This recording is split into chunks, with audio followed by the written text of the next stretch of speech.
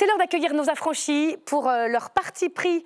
On les accueille tout de suite. Ce soir, Elsa Mondingava, bien sûr, pour le Bourbon Express, Fanny Guinochet pour l'économie et Mario Stasi, le président de la LICRA en personne, Maître Stasi, qui va nous parler du plan anti-racisme d'Elisabeth Borne. Mario, on enchaîne avec vous. Alors, vous vouliez revenir sur ce plan qu'a annoncé la Première ministre sur la lutte contre le racisme et l'antisémitisme ? Oui, Myriam, et je reviendrai plus particulièrement sur une des 80 mesures, car nous avons en effet pu pousser une mesure juridique permettant d'envisager une action efficace. Oui, Myriam, ça y est, le temps de l'exception, où l'on considère que le raciste n'est pas un délinquant de droit commun, mais qu'il doit bénéficier des protections procédurales particulières réservées aux journalistes, eh bien ce temps touche à sa fin, Myriam. Alors, la LICRA a pesé, mais on ne comprend pas forcément très bien. Il y a une loi contre le racisme aujourd'hui, elle a même fêté ses 50 ans. Elle n'est pas efficace ?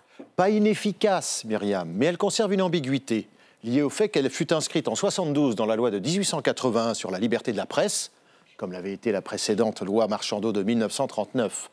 Le délit raciste ou antisémite a donc été pensé dans le cadre d'une loi de liberté, appréhendée comme une opinion dont il faut étudier scrupuleusement les contours, les conditions d'énonciation, les intentions des auteurs, afin de ne pas déroger au régime de liberté d'expression qui prévaut dans notre démocratie. Alors, il faut expliquer, pour vous, il n'y a pas d'environnement juridique favorable pour lutter contre le délit de racisme ? Les juges font preuve d'une extrême prudence. Et il ne faudrait pas en effet avoir à redouter un procès dès lors que l'on s'exprime sur l'un de ces sujets fondamentaux qui divisent l'opinion, que ce soit la nation, l'immigration, l'identité. Mais, ma chère Myriam, vous allez me dire que l'injure ou la diffamation, l'injure ou la diffamation appartiennent à un autre registre. Et vous avez raison. Et vous avez raison, et c'est toute la difficulté et l'ambiguïté des délits dont la LICRA demande depuis des années qu'ils soient sortis de la loi de 1881 pour être versés dans le droit commun.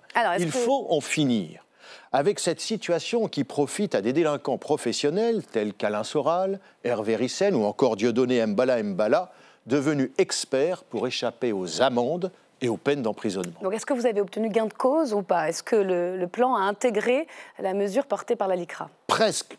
Pas tout à fait encore, Myriam, mais nous sommes sur la bonne voie. En effet, le plan du gouvernement veut permettre l'émission d'un mandat d'arrêt en cas d'infraction grave à caractère raciste ou antisémite. Ce qui signifie que l'arsenal de sanctions contre ce délinquant raciste est potentiellement renforcé et que le chemin entre lui, la police et la prison est sur le point d'être considérablement raccourci. Donc c'est pas fait encore, c'est ça?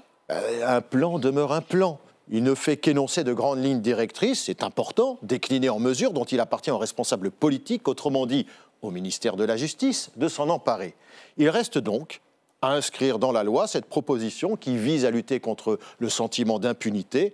Nous cheminons vers la fin de l'exception, mais il reste des étapes importantes pour que la loi soit effectivement amendée. Et là, il faudra un véritable volontarisme politique.